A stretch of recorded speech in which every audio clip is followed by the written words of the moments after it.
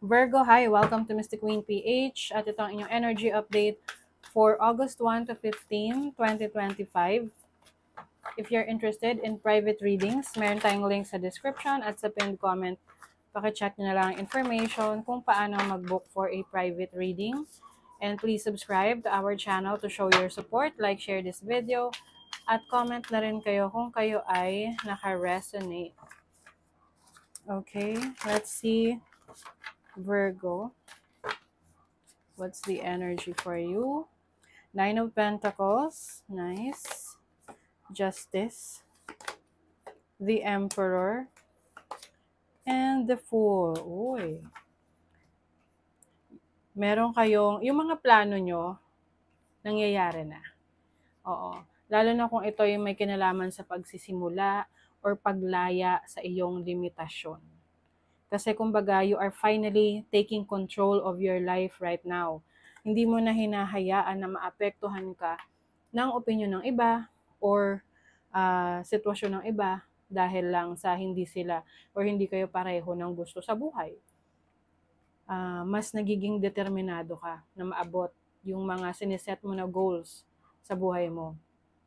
And some of you maaring nag-cut off kayo ng mga connections na sa tingin nyo ay hindi naman helpful sa buhay nyo or hindi nakakatulong sa pag-achieve ng mga goals ninyo. You have the Nine of Pentacles, which is stability, financial security. So some of you, Virgo, are focusing on building more income, saving more money, kumbaga sarili mong pera, pagiging independent, kahit may asawa ka or meron kang family, whether kahit anong age mo, no? Kahit senior ka na, you're focused on having your own money. Kasi mahirap pa rin naman na umasa sa iba. Ang gusto mo, may sarili kang ipon, may sarili kang pera, may sarili kang income. Okay? You have the Justice card, which is about balance, bringing balance in your life. I think, mas bibigyan mo rin ng attention yung sarili mo, lalo na kung medyo nagfo-focus ka sa ibang tao palagi. Whether meron kang kailangang alagaan, asikasuhin. Siyempre, ganun, lalo na kung may pamilya ka na, may mga anak ka. But, importante pa rin talaga na babalik ka sa sarili mo, no? Yung tipong, you owe it to yourself. Parang i-treat mo yung sarili mo as another person na kailangan mo ring alagaan, na hindi mo dapat pabayaan. Okay? So, you have the Emperor. So, ngayon, very confident ka sa iyong mga goals, sa gusto mong landas na tahakin, mas prepared ka ngayon, nag-aaral ka, inaalam mo yung pasikot-sikot, yung iba sa inyo pwedeng nagsisimula ng negosyo, or meron kang binibuild na empire, or meron kang binibuild na stable career or stable job para sa sarili mo. Yung iba sa inyo, maaring makakatanggap kayo ng offer for a leadership role, may promotion sa trabaho. Mas sineseryoso mo na ngayon yung goals mo eh. Kasi pwedeng dati parang, bahala na kung mangyayari. But ngayon, you are taking practical steps para ma-achieve mo yung goals mo. You have the Fool. The Fool is about taking a risk, pagkakaroon ng lakas ng loob para subukan yung mga bagay na hindi ka pamilyar. So, this is breaking free from your limitations. That's why, ngayon, mas exciting ang life para sa'yo. So, let's see. Ang energy naman ng money, career, finances for Virgo. Money, career, finances. Page of Swords, this is communication. Maaring meron kang kailangang kausapin sa trabaho, sa negosyo. This can also mean a bringer of good news para sa'yo sa work.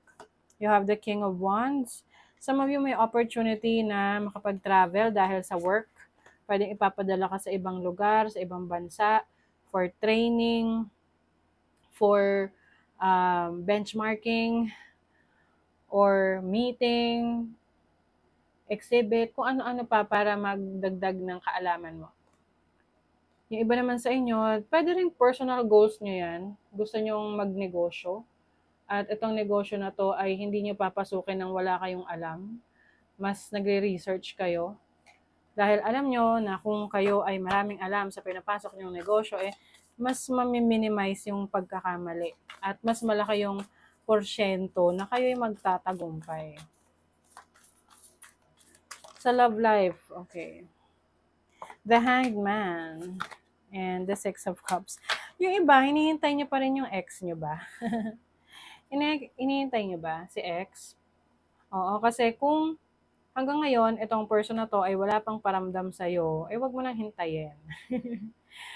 Kumbaga, mag-move on ka na, no? Kasi, maaring hindi mo alam na ito pala ay nagpapastock sa'yo, di ba? Instead na you are becoming more productive, nawawala yung productivity mo dahil sa kakahintay sa isang tao na hindi naman nababalik. However, no, pwede rin naman na yung iba sa inyo may bumalik talaga. But the question is, ito bang taong to ay siya pa rin ba yung gusto mong makasama? Anong bago sa kanya? Is this person the same person na nag-cause ng issue or problema in the past kaya kayo naghiwalay? Kasi kung oo, sayang ang effort, sayang ang energy mo. Okay, prangkahan lang tayo dito. Oo, but if you are in a relationship, pwedeng nagkakaroon ng nagkakalabuan. Pwedeng yung iba sa inyo, wawalan kayo ng time para sa partner ninyo. So, kailangan mag-effort. Kayo talaga ang mag-effort sa relationship, lalo na kung pareho kayo busy, at wala na kayo masyadong oras sa isa't isa. Healthy body, ayan. Isa rin yan sa mga goals mo, magkaroon ng malusog, malakas na pangangatawan. Kasi syempre, health is wealth, di ba? Ang kalusugan ay kayamanan. Forgiveness.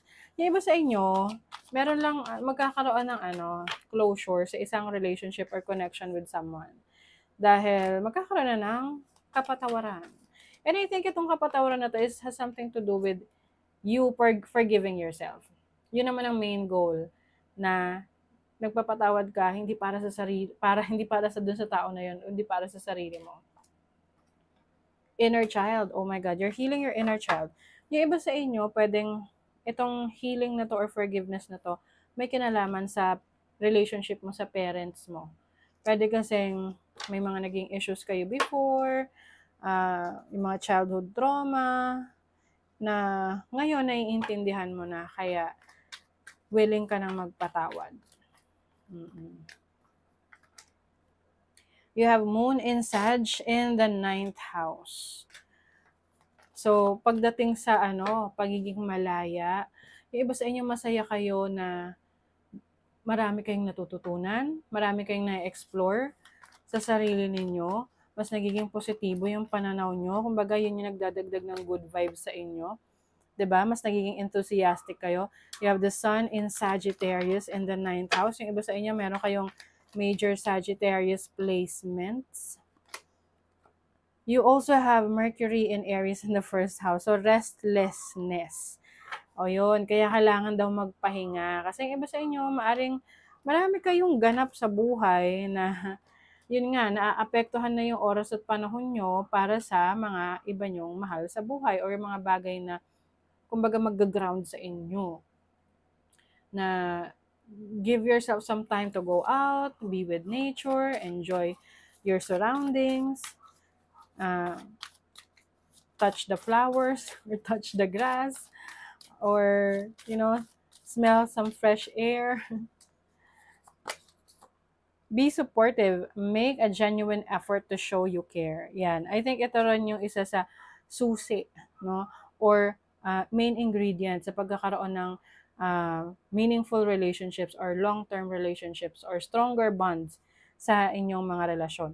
This can be relationships sa friends, sa family, sa romantic partner, to support them. The only thing that is real is love. Shift your focus back to love. Ang love naman, napakalawak niyan, no? This can be love for others, love for yourself, love for your craft, 'di ba? So, balance lang. Yung kung ano yung Mas maganda kasi na magbibigay tayo ng effort, ng energy sa mga tao at bagay na mahal natin eh. Kasi at least hindi yun nasasayang. Dahil mahal natin yun regardless, di ba? Ayun. So, that is your reading, Virgo. Thank you so much and see you again.